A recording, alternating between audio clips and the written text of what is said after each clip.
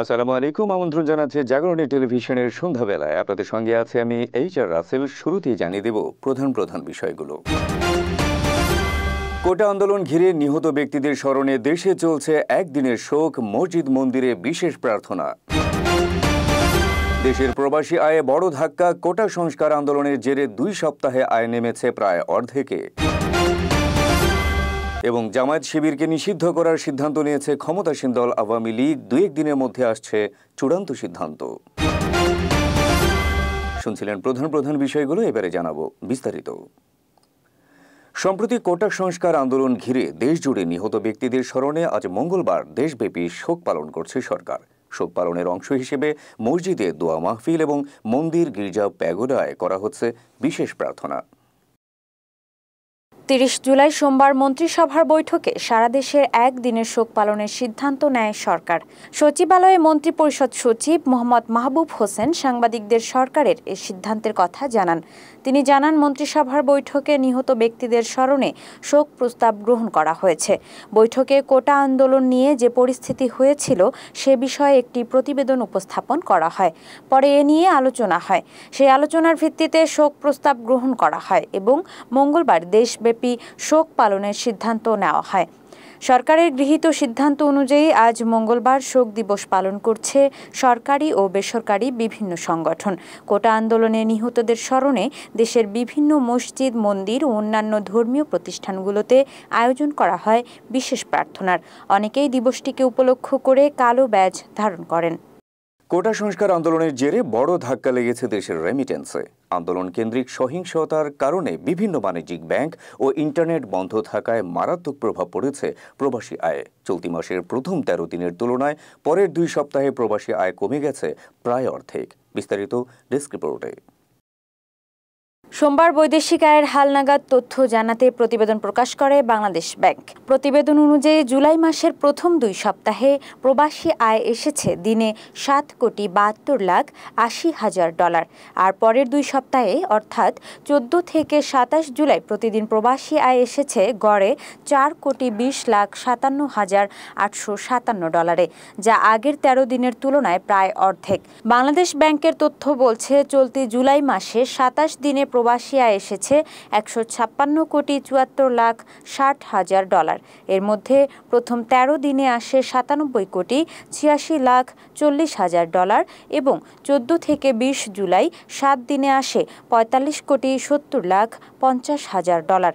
আর পরের সপ্তাহ অর্থাৎ 21 থেকে 27 জুলাই তা নেমে দাঁড়ায় $13,80,60,000, যা আগের মাসের চেয়ে অনেকটাই কম।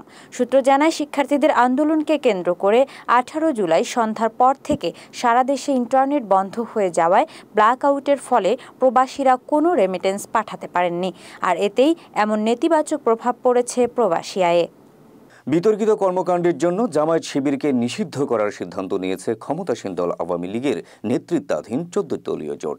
জোটের প্রধান ও আওয়ামী লীগের সভাপতি শেখ হাসিনার সভাপতিত্বে 14 দলের শীর্ষ নেতাদের এক বৈঠকে এই সিদ্ধান্ত হয়। আগামী 2-1 দিনের মধ্যে এ বিষয়ে চূড়ান্ত সিদ্ধান্ত নেবে সরকার।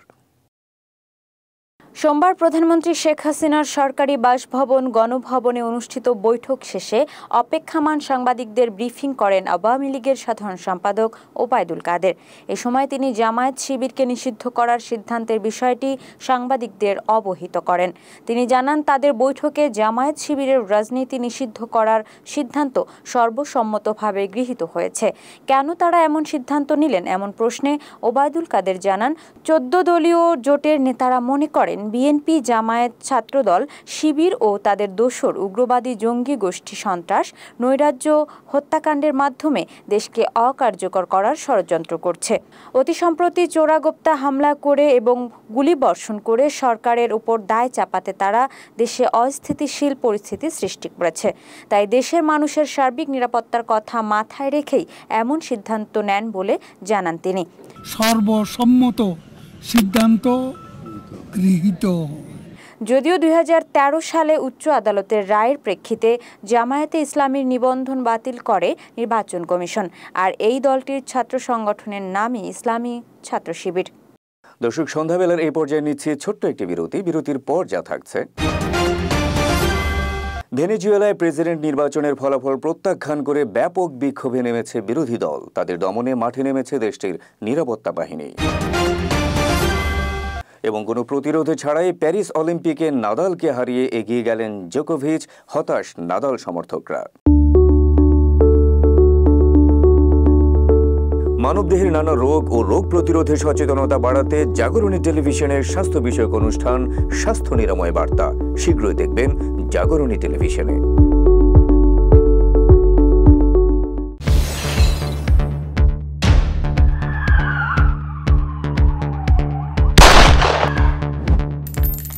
চারপাশে ঘটে যাওয়া নানা অপরাধের খবর নিয়ে অপরাধ বিষয়ক অনুষ্ঠান অপরাধ তল্লাশ শীঘ্রই আসছে আপনার প্রিয় জাগরণী টেলিভিশনে। চোখ রাখুন জাগরণীর পর্দায়। বিরতির পর আবারও স্বাগত সন্ধ্যাবেলায়। ভেনেজুয়েলায় প্রেসিডেন্ট নির্বাচনের ফলাফল প্রত্যাখ্যান করে সোমবার দেশটিতে ব্যাপক বিক্ষোভ করেছে বিরোধী দল। বিক্ষোভকারীদের লক্ষ্য করে কাঁদানে গ্যাসের শেল ও রাবার বুলেট ছুড়েছে দেশটির নিরাপত্তা বাহিনী। নির্বাচনের ফলাফলকে প্রত্যাখ্যান করে সোমবার সন্ধ্যায় ভেনেজুয়েলার রাজধানী কারাকাসে হাজারো বিক্ষোভকারী রাস্তায় নেমে আসেন। পার্বত্য এলাকার বস্তি থেকে কয়েক মাইল পথ হেঁটেও রাজধানীতে আসেন অনেক বিক্ষোভকারী। এ সময় তারা স্বাধীনতা স্বাধীনতা বলে স্লোগান দিচ্ছিলেন। মাদুরোকে জয়ী ঘোষণা করার বিষয়টিকে জোচ্চুরি বলে অভিহিত করেছেন বিরোধীরা। তাদের দাবি, বিরোধী দলীয় প্রার্থী এডমান্ডো গঞ্জালেস উরুতিয়া নির্বাচনে 73.2% ভোট পেয়েছেন, কিন্তু নির্বাচন কমিশন নিকোলো মাদুরোকে জয়ী ঘোষণা করেন। এদিকে বিক্ষোভকারীদের দমন করতে রাজধানী কারাকাসের সড়কগুলোয় বিপুল সংখ্যক সেনা ও পুলিশ মোতায়েন করা হয়েছে। তারা বিক্ষোভকারীদের প্রেসিডেন্ট প্রাসাদের দিকে যেতে বাধা দিচ্ছেন। বিক্ষোভকারীদের লক্ষ্য করে কাঁদানে গ্যাসের শেল ছুড়তেও দেখা যায় পুলিশকে। ঘটনাস্থল থেকে আটক করা হয় 32 জনকে। তবে ফলাফল প্রত্যাখ্যান করে আন্দোলন চালিয়ে যাওয়ার ঘোষণা দিয়েছেন বিক্ষোভকারীরা। দর্শক, এবার চলুন খেলাধুলার জগতে।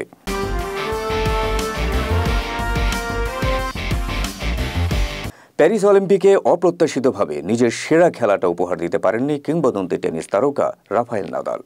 আরেক কিংবদন্তি নোভাক জোকোভিচের কাছে হেরে শিরোপার দৌড়ে পিছিয়ে পড়লেন এই তারকা। বিস্তারিত ডেস্ক রিপোর্টে।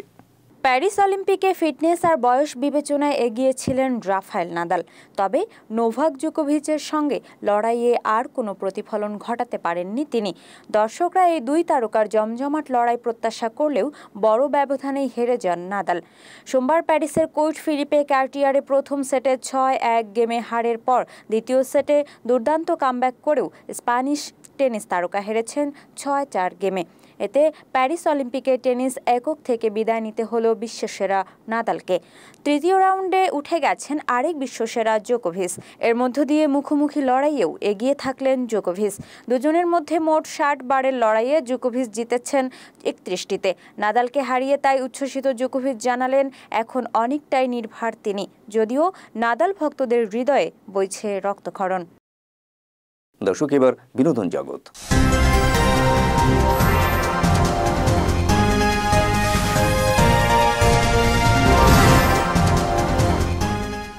ঢালিউড সুপারস্টার শাকিব খানের বাইরে গিয়ে অনেক নায়কের সঙ্গে কাজ করেছেন চিত্রনায়িকা বুবলি, কিন্তু সেভাবে সফলতার মুখ দেখেননি তিনি। তবে এবার ঘুরে দাঁড়াতে কলকাতার সিনেমায় অভিনয় করতে যাচ্ছেন এই অভিনেত্রী। বিস্তারিত ডেস্ক রিপোর্টে। ঢালিউড সুপারস্টার ও সাবেক স্বামী শাকিব খানের সঙ্গেই ক্যারিয়ারের সূচনা হয়েছিল এক সময়ের সংবাদ পাঠিকা বুবলির। প্রথম সিনেমাতেই এই জুটিকে দর্শক গ্রহণ করায় পরবর্তীতে অনেক ব্যবসা সফল সিনেমা উপহার দিয়েছেন শাকিব বুবলি জুটি। তবে অপ্রত্যাশিতভাবে শাকিব খানের সঙ্গে বিচ্ছেদ হওয়ায় দীর্ঘদিন ধরে কাজ করা হচ্ছে না শাকিব খানের সঙ্গে।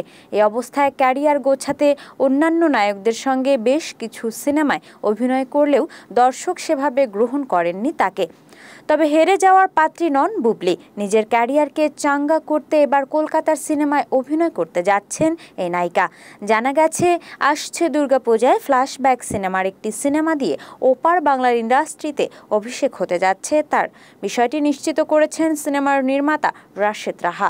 তিনি জানান, সিনেমাটিতে বুবলির সঙ্গে অভিনয় করছেন ঢালিউডের তারকা নির্মাতা কৌশিক গাঙ্গুলি, অভিনেতা সৌরভ দাস। এরই মধ্যে সিনেমাটির পোস্ট প্রোডাকশনের কাজ শেষ পর্যায়ে বলে জানান পরিচালক। কয়েকদিনের মধ্যেই জানানো হবে সিনেমাটির মুক্তির তারিখ। ফ্ল্যাশব্যাক নিয়ে ভীষণ উচ্ছ্বসিত চিত্রনায়িকা বুবলি জানালেন, এটি তার দর্শকদের জন্য একটি চমক হিসেবে কাজ করবে।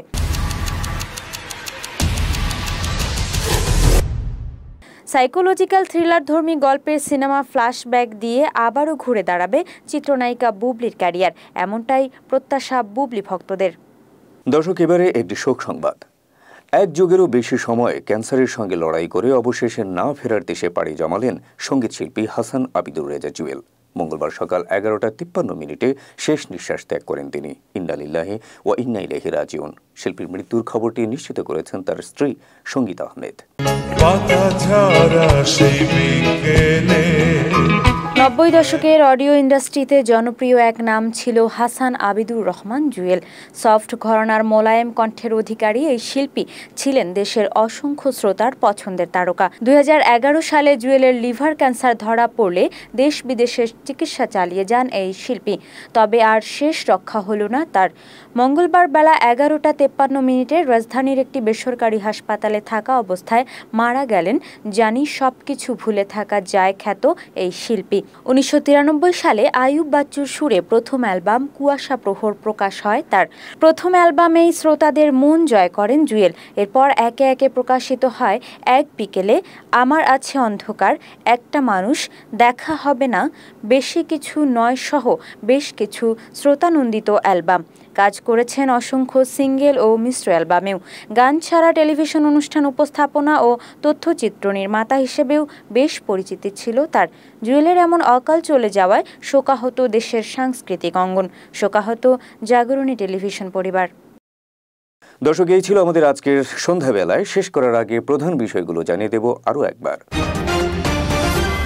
কোটা সংস্কার আন্দোলন ঘিরে নিহত ব্যক্তিদের স্মরণে চলছে একদিনের শোক, মসজিদ মন্দিরে বিশেষ প্রার্থনা। দেশের প্রবাসী আয়ে বড় ধাক্কা, কোটা সংস্কার আন্দোলনের জেরে 2 সপ্তাহে আয় নেমেছে প্রায় অর্ধেকে।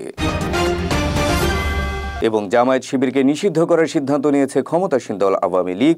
2-1 দিনের মধ্যে আসছে চূড়ান্ত সিদ্ধান্ত। দেশ বিদেশের তাৎক্ষণিক খবর জানতে ভিজিট করুন www.jagaroni.tv-তে। এছাড়া যুক্ত থাকুন ফেসবুকে www.facebook.com/jagaroni-tv এবং ইউটিউবে www.youtube.com/jagaroni-tv এই ঠিকানায়। দেখা হবে পরবর্তী আয়োজনে। সে পর্যন্ত ভালো থাকুন, সুস্থ থাকুন, জাগরণী টিভির সঙ্গে থাকুন। আল্লাহ হাফেজ।